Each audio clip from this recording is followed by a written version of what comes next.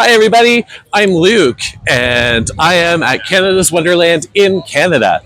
And I am here with the one, the only, Grace Peacock, Director of Communications for the park. Yay! Happy roller coaster day! Yeah, happy roller coaster day. Great to be here. This has been a really exciting year for Canada's Wonderland with the introduction of Moosehorn Falls to Splashworks and all of the elevated guest experiences that you've been adding throughout the park, Yes. including the entry system, which is just brilliant and super efficient. So much better. Yeah, I love it. And now there's the announcement of AlpenFury, an exhilarating world-class launch coaster, which is coming next year. Super excited for that. Could you tell us a bit more about AlpenFury? Yes. So this is going to be record-breaking. Do you want the stats? Oh, that'd be cool, yeah. Oh, but I don't remember them. Oh, well, maybe I can help. Oh, okay. Here we go. So max height is going to be 164 feet. The max drop, 154 feet. The max speed, 150 kilometers an hour. And then the launch speed, 105 kilometers an hour. That's fast. That was very convenient. I appreciate the assistance. Always come prepared. For world record breaking for the number of inversions, 9 inversions it's going to have. That's the most inversions for any coaster in the world. Amazing. And then it's going to be the longest, tallest, fastest launch coaster in Canada. That's super cool. We were all super excited. The teasing him was great too. We were just all on the edge of our seats and loved the mystery. I loved the suspense. It was great. I know. It's fun. So during the planning process, who was responsible for the design, the theming, the lore, and the naming of AlpenFury? Well, that was really a team effort across a bunch of departments. So like maintenance with our creative services team, Peter, who you've spoken with, Peter Switzer, our maintenance and construction director. Our GM was involved, the marketing team here at the park. Also at our corporate office, we have a team called Experience and Design. Okay. And so they do a lot of theming for all the parks. And when new rides are coming up, they help brainstorm the backstories, the colors, come up with a style guide for the campaigns and things like that. So it was really a combined effort of all of us. Awesome. It's great to do things as a team. Yeah, and you guys have an amazing team. Yeah. So continuing on theming, do you know if AlpenFury is going to have its own sort of like soundtrack to the station? I do not know that yet. But I know our creative services team loves a good narrative, and we've got a good story behind this coaster, so I'm sure people will like the queue experience. Awesome. Yes. And then out of all of the ride manufacturers who submitted proposals to the park to do this massive project, what led Canada's Wonderland to going with Premier for the realization of AlpenFury? Well, it's really about being able to check all of our boxes, and we had to consider, what we wanted this coaster to do. We wanted to stand out in Canada, but across, like in North America and in the world, if that's possible, because we want it to be a unique experience for guests, something that they have never done before. We also needed to consider the land space, and so we had to look at who could build something that would fit in the area we have, who could deliver on those experiences, who could do it within our budget, and also on our schedule. Some manufacturers aren't able to produce a coaster of this magnitude in the timeline that we have. So Premier was able to check all the boxes, and we're super excited. It's going to be a great product. Awesome. I'm a big Premier fan myself, so I can't wait to see what they come up with. Good. So now with everyone focused on the Alpen area of the park, do you think we might see the introduction of an Alpen Festival to next year's lineup of events? Anything is possible. We certainly love our special events and our festivals, the things that we do, like the Food and Wine that we introduced this year. That was awesome. Yeah, the international food festivals we've had in the past, Celebration Canada, Kids Fest.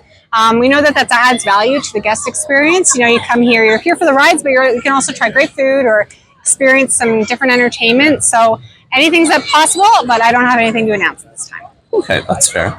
On a more personal level, what's been your favorite part of the experience so far? It has to be the storytelling aspect and getting to devise, we come up with this shell of a story.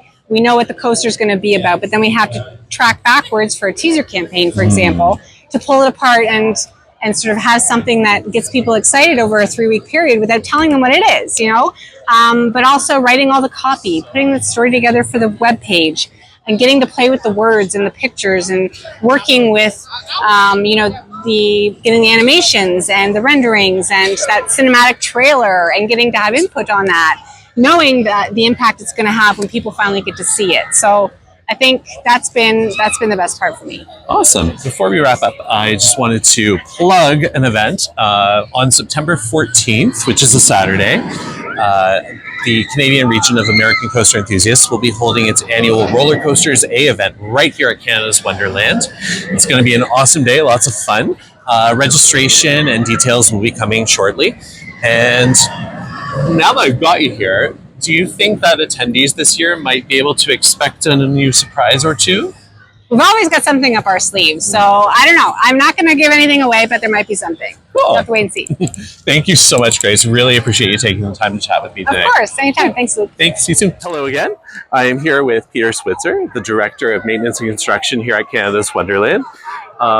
Before we begin my Q&A, I just wanted to take a moment on behalf of myself and other enthusiasts to thank you for all the work that you and your team do keeping the rides running safely and reliably throughout the season. Oh, thank you. You guys are really the unsung heroes of the industry, and you don't get enough appreciation.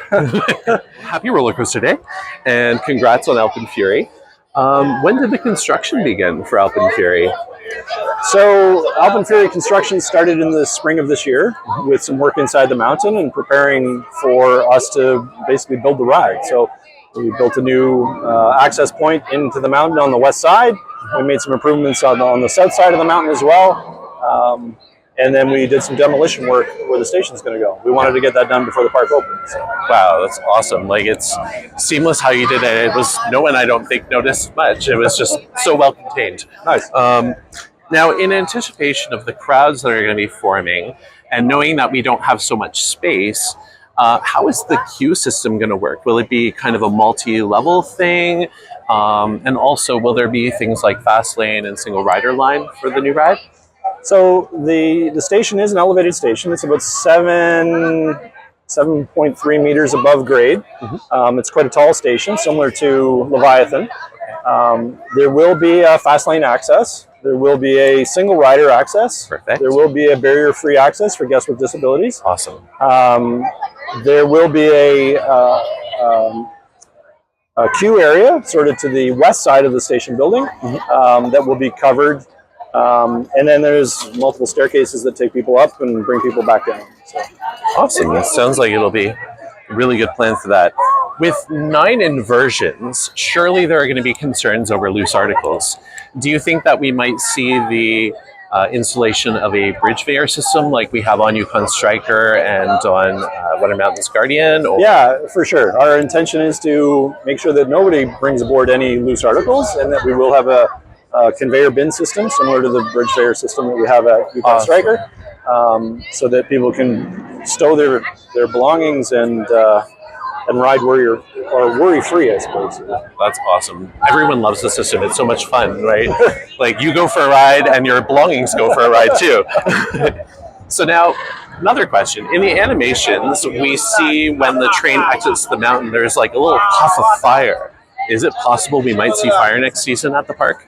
Our intention is to provide a flame effect from the roof of the mountain. Yeah, where those will be placed and how many there will be, that's still in development. So. Very cool. Now, from renderings, it appears that the trains may have a new, more open concept design, and they appear comfort color free.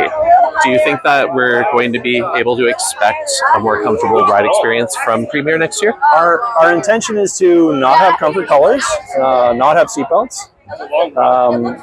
They will essentially be the same trains that you see on the Skyrocket rides with some other modifications. We've eliminated that tow board that runs along the side of the train. That'll help us improve the loading and unloading of the train. Yeah, it'll speed that up. We are introducing a tilting platform like you see on Snoopy's Racing Railway, so that when the train dispatches, we drop that platform so that the envelope is safe for everybody, and then it will return once the train is parked in the final position. Very neat. Those improvements are to try and get that capacity where we need it to be. Cool. Now, with AlpenFury exiting through a hole in the top of Wonder Mountain, that's going to leave the interior exterior of the mountain vulnerable to damage from the elements. What plans are in place to protect the inside of the mountain during and after construction? So you're right, there will be a penetration in that roof of the mountain, and we will see snow and rain coming inside. There will be a curb around that penetration to stop any surface water on the mountain from flowing inside, but any rain or snow will come inside. So the inside of that finished shaft will be treated as a like an exterior finish. Okay. But there will be drains inside to take that away, so it's not causing other problems also. Right, it won't back up or anything. Exactly. Very cool. And then just a more personal question. What's been the most exciting and or rewarding part of the project for you so far? Well, there's been many. I think discovering that we could provide this attraction, I think, was pretty rewarding, because most people think the mountain's finished. We've got 3 rides in it already. There's no opportunity. But to be able to find that path through the mountain and deliver that it's pretty cool. That's awesome. I can't believe there are going to be 4 coasters interacting with the mountain. This is awesome. Thank you ever so much for taking the time to chat with me today. Really appreciate you and your team. And yeah, thanks again. Well, you're welcome. Thank you. Thanks.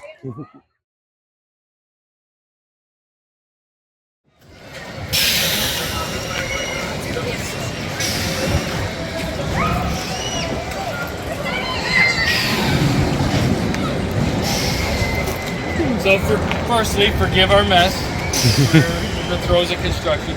You see, obviously this is the station area. The station is going to be roughly 7 meters above this grade elevation here. So think, Leviathan station. It's very high elevated, only because we have to get up and over the crowd and have enough room for the fire trucks to pass underneath in the event they need to. So it's going to come into the station, out the first launch, and then dives into the mountain. The station itself is designed just in the final throes, so we are getting ready to start foundations works on the station in the upcoming week. The existing electrical mechanical room, we had to keep that there in order to keep the park up and going, because it feeds a couple of other rides. So we need to transition that over into the new space that's going to be in the new station as well. The far end of the station, we've got a retail offering that's going to simply go out the dog leg over toward that umbrella there. So it ends up going that way, which you'll see, I think, in the rendering. I think it shows up in the video. It's like a small city in terms of infrastructure and underground utilities. It's complex. There's a number of areas throughout the park where we actually have to drill caissons in proximity to the corridor, bridge over the corridor, all these different things in order to get the ride where we want it. We worked with the manufacturer a lot in order to best place a lot of the columns, and some of them they just hit on top of the utility corridors. In the station, primarily near that electrical room, there's a lot of underground conduits that are there that we had records of, and some of them had grown over the years, so there was quite a collection. So we ended up moving those caissons around a little bit in order to build a transfer slab in order to basically accommodate the ride for this. Well, prep work was Extreme Skyflower was the first thing to basically take down to commit the way forward for the ride. At the same time, we started doing the demolition of the old games building and the other buildings that were here. So essentially that started roughly in March, but it takes a while in order to get the design. As we're working through the column placement with the manufacturer, that takes a bit of time, and then you have to get those drawings into the works as far as facility interface drawings. So yeah, it takes a bit of time. Originally what we ended up doing, in order to start getting the information faster, we started breaking into phases. Originally this is phase 1. The end of the brake run or over by basketball, all the way into the mountain, and to the exit of the mountain was going to be phase 1.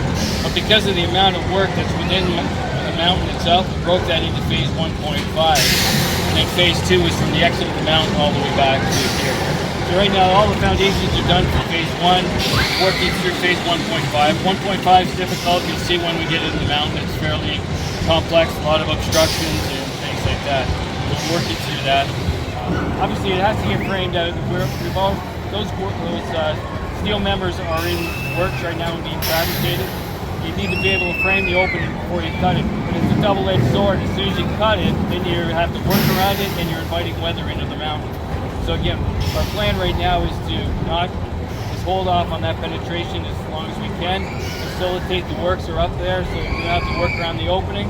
And then when we're ready, cut the opening. That's that same old true as we work down to the various levels. We want to make sure we populate the inside before we create a big hole in the floor and invite weather into the mountain. Inside here, there's not that much to see at this point.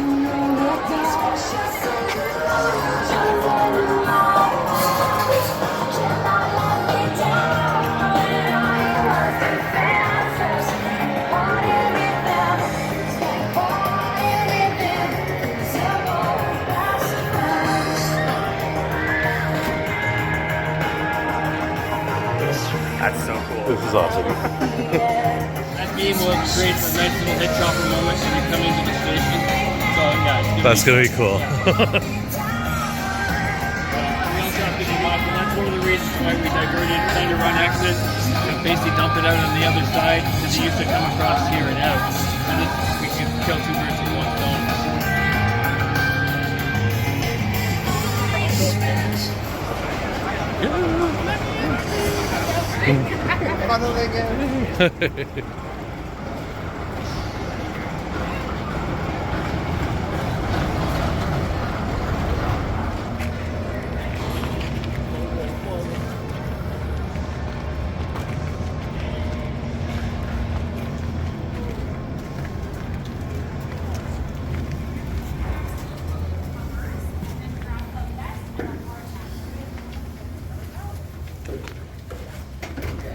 It's time to get suited up.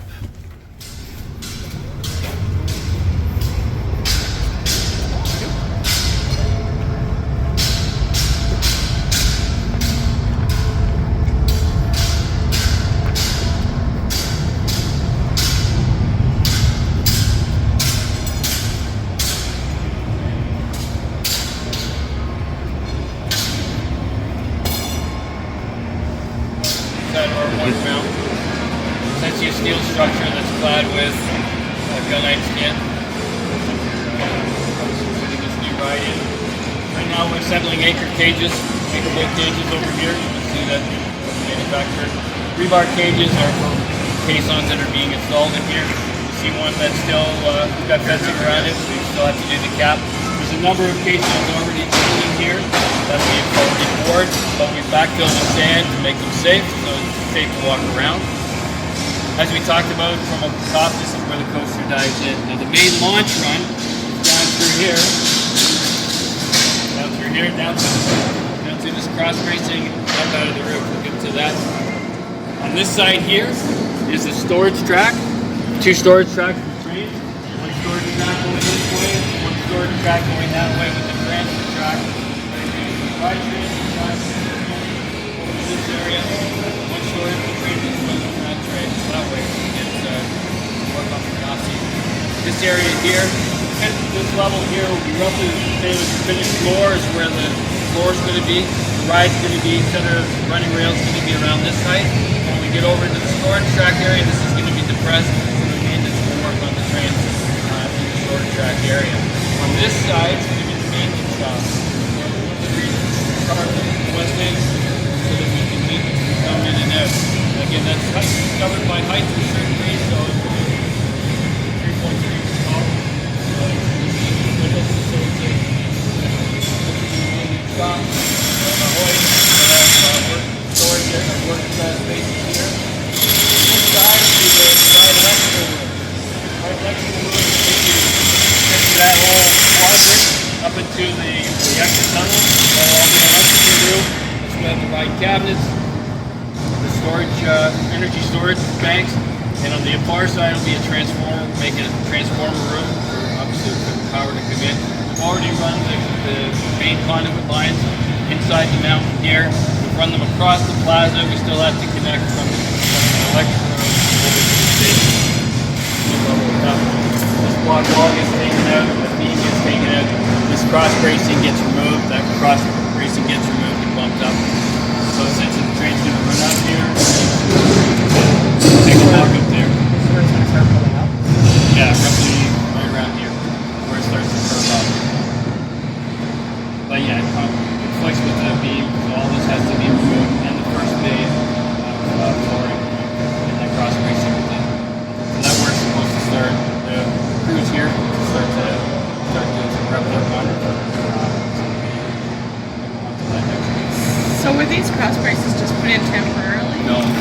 part of the original structure. That's what I was wondering. Yeah. So essentially, they have to be either replaced. They're going to be replaced, either bumped up, or else put in other locations to do the same function. Oh, okay. Essentially, so you don't have. I like that. Yeah. Yeah. And this is where the ride's coming up and out. Right. So there will be another beam that's placed across this opening. We've created a construction office here, essentially, obviously, to host meetings with the various trades, safety meetings, etc. And that's going to be our little command center. We do have a trailer out at the station that you've seen for months now.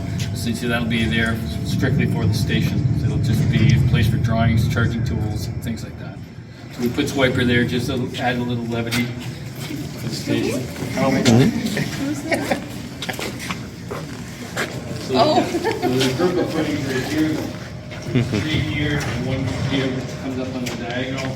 There's another set bunch of footings that run down this wall. 1, 2, and 3. Sorry. Plus the outside of the mountain, so we can pinpoint with our 3D model of where it penetrates the various levels and the exterior skin. We can nail those things down pretty closely. Yeah, it's actually So it's going through 3 levels of more entirely, right? yeah, this is being removed. Yeah. Then the 60 foot and the 90 foot. Essentially, I didn't mention, but on the outside, we're also going to deck over that 4.5 meter level. This level here is we're going to deck over it and pour that with concrete to create future space above the level. It'll also represent the roof of the ceilings over top of the electric room and the maintenance room. Oh, you're the best. Thank you. You're our favorite. And now the climb begins. I died on the stairs. Yeah, I just like, I can't swim me off the top of the mountain. Wait for a month, but we've created like little closets around where we have to make the penetration. So they'll permit us to do the work. That's what those 2 deep closets are for.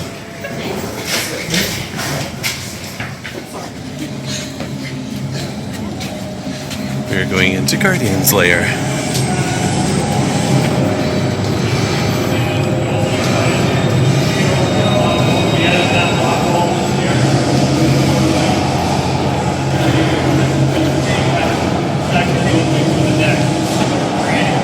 In addition, creating other openings here, a couple more over there for the Tower 2 columns to pass through Tower 1, Tower 2. See, we have to be mindful that Guardian covering. So once we go to weekends only, we have free rain in here through the week.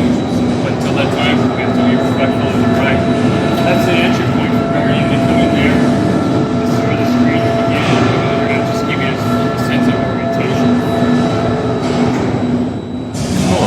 On this level here, after we had to build walls here, which are going to represent the outside wall. Essentially, think of this as a plenum. As it comes into the plenum, the ride space will be encapsulated all the way up and out. So obviously, we're going to have to deal with weather. We're going to have a large opening. We're going to have rain, snow, whatever else. So the channels will have water to refrigerate it. But the exterior, this will represent an exterior wall. So essentially, these will be blocked in some sort of coating. So we are walking upstairs. So many stairs. Here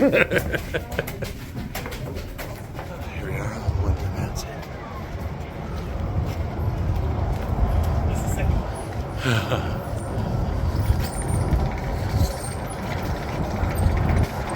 Here's a view you don't get every day.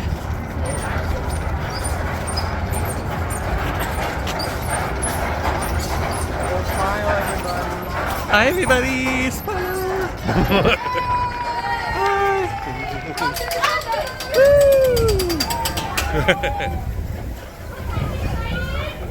So we want to make sure that at various levels, we want to make sure the framing's in place, that all of the reconstructive work done up here, this exterior mountain skin is going to be taken out shortly, within the next week or two. And the new mountain skin is going to come down pretty well vertically affixed to the block wall that's there, which represents the stairs. So this basically gets cut out to facilitate the new columns. There's a couple of column openings here that are behind the mountain skin. but this is where the main structure and the main ride comes out. So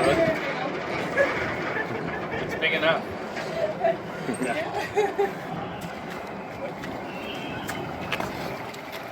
You guys can go in. Oh yeah? Okay.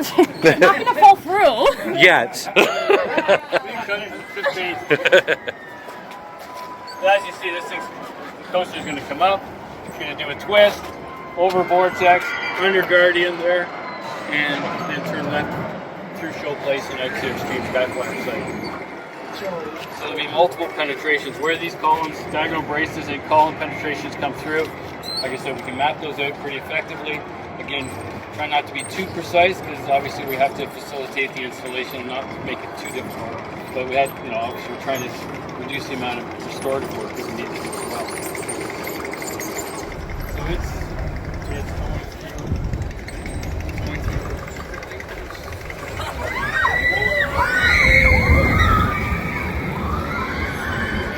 I think it's going to be. Yeah. I've worked on some pretty interesting projects before, but this one with the complexity of the mountain and the installation through the mountain skin, it's going to be that magic still happens. Yeah. So I think it's going to be complicated. But once we get out into the other spaces, there's some areas that are going to be tricky around the globe. Some long spans. Look at the videos, some long spans there, which are going to be interesting in order to wreck as well. But after Labor Day, we'll have the benefit. I mean, I've done a lot of stuff like this, but this is really. But just the complexity of the mountain, footings inside and erecting the steel, and again, not handcuffing ourselves from the inside. Okay. Awesome.